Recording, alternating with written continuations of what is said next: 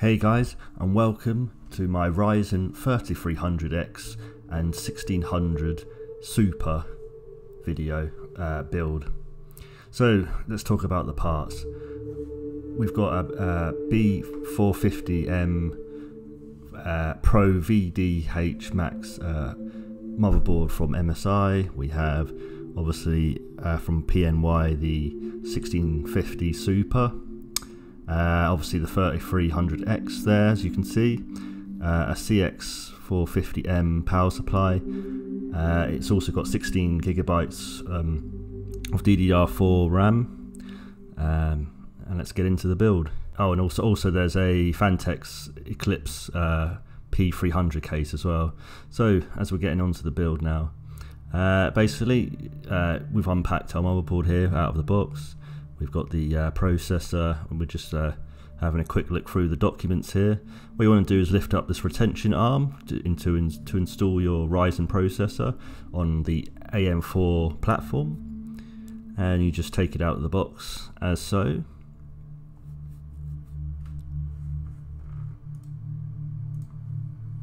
And then the gold triangle sort of thing will be in the corner, and you just line that up with the processor, and then once that's all lined up, put the retention arm down and you have installed your processor. So what we want to do next is take out these 4 screws, as you can see, that I just pointed at.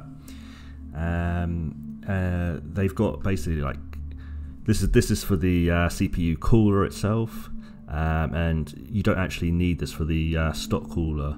You don't need those two like sort of bracket things.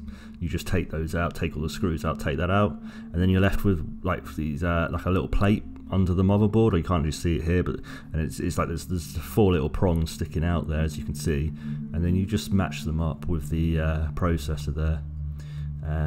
Sorry, the heatsink fan. Sorry, you just match it up. It's got pre-applied thermal paste, so you don't need to worry about the thermal paste. So I've just matched this up here, made sure all 4 corners are in.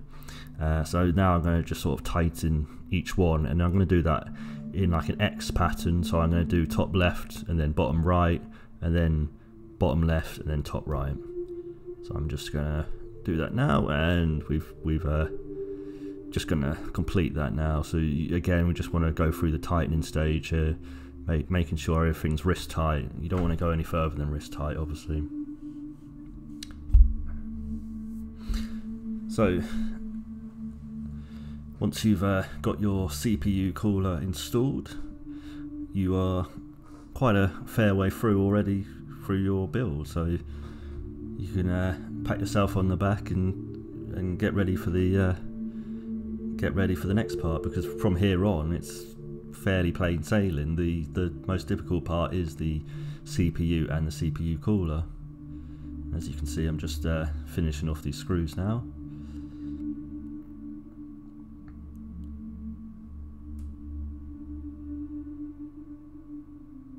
And here we go onto the RAM. Now I didn't actually film the RAM. The RAM, actually the camera ran out, so I've just done this on a spare board that I've got with a spare stick of RAM. So what you're doing is lining up the notch. Obviously you need DDR4 memory, so obviously don't have DDR3 memory because it's not going to fit. The notch is in different places, so don't worry that you can't install DDR3 and DDR4. You just install the notches, push down on each side, making sure there's pressure on each side. If the clips haven't clipped in, just make sure they're right down and the clips do clip in, and you're all good. Obviously the I/O shield needs to be installed from the motherboard here.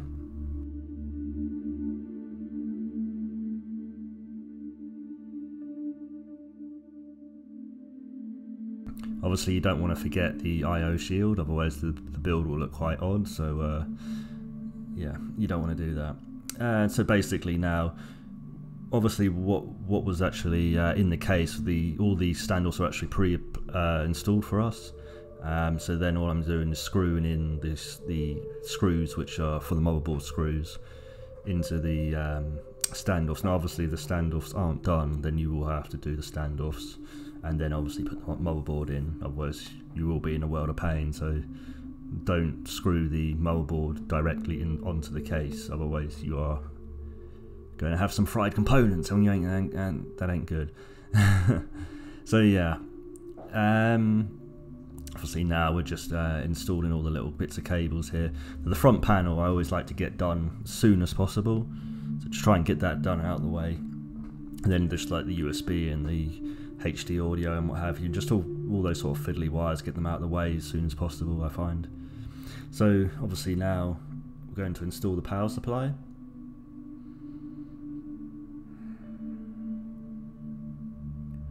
So on this case it just slots in at the back there, nice and easy. Just these cables will just dangle out for a bit, we don't worry about that. You've got 4 screws here, obviously. Again, go in your X pattern. I'm doing bottom right, and then it'll be top left, and then it'll be top right, and then it'll be bottom left. So as you can see, just screwing in the power supply here. And I've used a 24 pin cable extension here, which is like white to go with the white case, but again that's completely optional. You can just plug in your power supply cable straight in. I've just done this because I just find it a little bit easier than having to put the 24 pin in directly from the power supply, and also I think it just makes the build look a little bit more nicer with a custom sleeve cable there. And these cables aren't too expensive really. You can get like a decent pack of them for like £20–25, so it just sort of adds to the build a little bit. Now I'm just although you can't actually see unfortunately because of the camera angle, I am just sort of, I think I'm just installing the CPU 8 pin here, if I remember. It'll be very clear on your motherboard, where it's usually in the top left of every motherboard, well, every modern motherboard anyway. So obviously now we're just plugging in the SSD, and also I later on plugged in a hard drive as well, but I haven't shown this on the video. Very easy, you just plug the power cable into the power cable sort of slot, and then you're away. And then obviously the data cable into your motherboard from your SSD. So now onto the fun bit. It's the graphics card, the part we've all been waiting for, the 1650. So on this case it's a bit odd because you had to take out the 2 brackets, obviously like you do in most cases, but then you've got this other bracket bit which is kind of at the side, which I didn't even know about, which is a bit odd. And then I just had to, in the end, I just obviously had to take off the other bracket to actually install the card. Otherwise it just wasn't going to go. As you can see, I try and install it here and I'm like, hang on a minute, well, what's blocking this? And then obviously I've just realised now that yeah, you just need to take that off of that case. I mean, most cases don't have this, to be fair, but maybe a little bit better cases will have this. I mean, if you've got a very cheap case, you're going to have like where the PCI slots are there, you're going to have ones which break off and you can't actually replace. And obviously that's when you've got a cheap case, but this case actually has replaceable ones, so if I do take out the graphics card I can replace the PCI Express. However, with the 33X, sorry, the 3300X, obviously you have to have a dedicated graphics card. There is no GPU on board the CPU, so it's not an APU. And obviously we've just slotted it into the slot here. Make sure the retention sort of arm thing is down first of all, and then when you slot it in it will slot back up the retention, and then obviously you need to slot that down if you want to take out the graphics card, and then you just screw the graphics card in, and obviously on this case you screw the little bracket thing back. Just as we go on a little bit further, I didn't, the actual camera again died on me here because I was just using my phone. Basically you just plug in the 6-pin PCI Express power cable into the graphics card here, but as you'll see the video kind of cut out and I couldn't actually film that part, but it's very simple to do. You can just see it there where it says GeForce, there is GeForce GTX just at the right hand side there, and it's just that little sort of 6 rectangle brick sort of thing. And here we go, here's the complete PC, all built, all good. I think it looks pretty decent. So here's the benchmarks. We've got GTA 5 first. So overall GTA 5, 1080p high settings, very playable here. We were averaging over 100 FPS. It didn't really drop below 60. Well, sometimes it did get towards 60, but I don't think it really dropped too much below 60 if it did. So yeah, really playable. 1080p.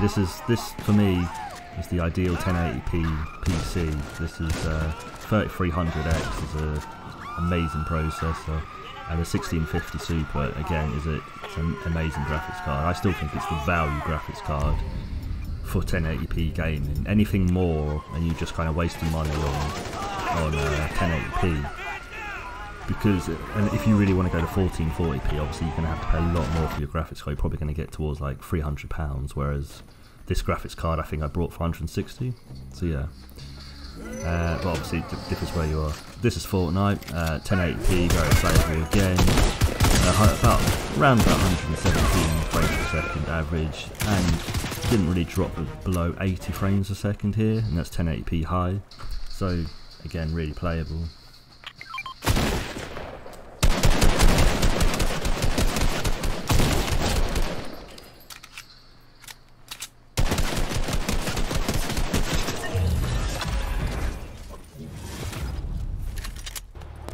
And this is The Witcher 3 now, a little bit older game, 2015 I think it was, but 1080p high settings, easily 86 frames per second, and we did get a couple of lows, like 48 was a 1% low, but overall I found this very playable when I was just testing it for like the half an hour or so.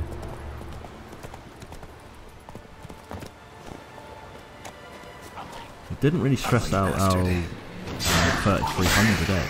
I mean, if you look at the top left hand corner there, we were on about 40% actual load on the CPU, which is actually quite low when you're running a game. Obviously now we're on to Doom. This is 2016 version. We couldn't get any more details because the MSI Afterburner doesn't really work very well in this game. I don't think it actually was running at all. So we've got around about 130 FPS average. I think one or two times it probably did drop towards 100 or so, but it certainly was over 60 frames a second, so there's certainly no worries about playing this game at 1080p high settings. I haven't been able to obviously test Doom Eternal or Call of Duty Warzone. I haven't been able to test that in this time of this video, but hope you like that, guys, and I'll see you in the next one. Bye guys.